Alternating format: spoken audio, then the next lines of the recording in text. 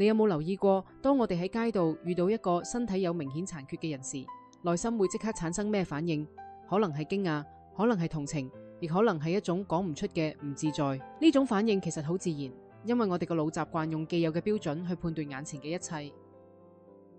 我哋細個就被教導咩係正常嘅樣，咩係標準嘅美醜。當現實同呢啲標準唔相符時，我哋嘅內心就會產生波動，甚至係抗拒。但係呢種抗拒真係有必要嘅咩？其實呢種第一反應反映嘅唔係人哋嘅問題，而係我哋內心對未知嘅恐懼同埋對完美嘅執着。我哋驚自己都可能面臨同樣嘅遭遇，所以本能地想要逃避或者否認。但係如果我哋能夠誠實地面對呢種反應，就已經踏出咗理解同慈悲嘅第一步。就好似莊子喺《養生主篇》度提到嘅一個故事，當人哋見到一個天生殘缺嘅人時，第一個念頭往往係呢個係咩嚟㗎？點解會咁樣？但係莊子就話俾我哋知另一種睇法：天也，非人也。天之生係使獨也，人之貌有餘也。呢句話嘅意思係呢個係天嘅安排，唔係人為嘅結果。天生就俾佢咁獨特，而人嘅外貌本來就各有不同。呢種覺醒代表住咩呢？佢代表住我哋從質疑轉向接受，從對抗轉向順應。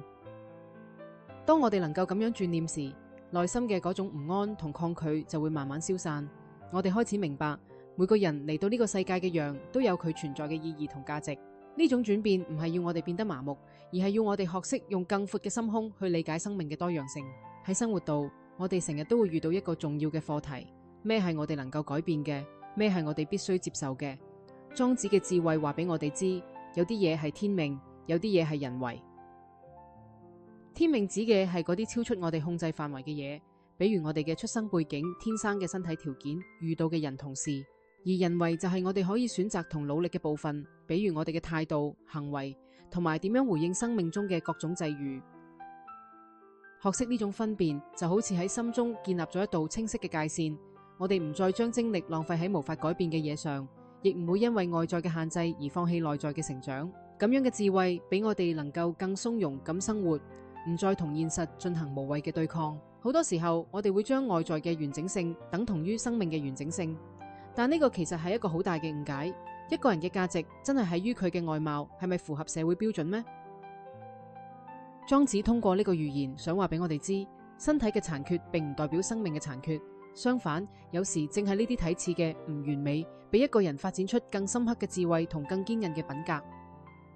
當我哋能夠超越對外貌嘅執着，就會發現每個生命都有佢獨特嘅光彩。嗰啲睇似嘅缺陷，可能正係上天賜予嘅禮物，俾呢個人能夠體驗到一般人無法體驗嘅深度同廣度。呢種領悟會俾我哋對生命產生更深嘅敬畏同感恩。莊子嘅人生哲學其實好簡單，就係學識順應自然。當我哋唔再同現實對抗，而係學識接納同順應時，內心就能夠獲得真正嘅平靜。呢種順應唔係消極嘅放棄，而係積極嘅接受。就好似水一樣，遇到石頭就繞過去，遇到低窪就填滿佢，但始終保持住自己嘅本性。喺面對生命中嘅各種挑戰時，如果我哋能夠好似水咁靈活而堅韌，就唔會被外在嘅環境所束縛。我哋會發現，真正嘅自由唔係改變外在嘅世界，而係調整內在嘅心境。當心境改變咗，成個世界就都唔同晒。真正嘅修心功夫唔在於改變外在嘅環境，而在於調整內在嘅心境。當我哋能夠接納生命中嘅唔完美，甚至從中見到獨特嘅美好時，我哋就揾到咗通往內心寧靜嘅道路。呢種接納唔係妥協，而係一種更高層次嘅理解。我哋開始明白，完美本身就係一個幻象。真正嘅美在於生命嘅真實同獨特。當我哋唔再追求虛幻嘅完美，而係學識欣賞真實嘅美好時，內心就會獲得一種深層嘅平靜。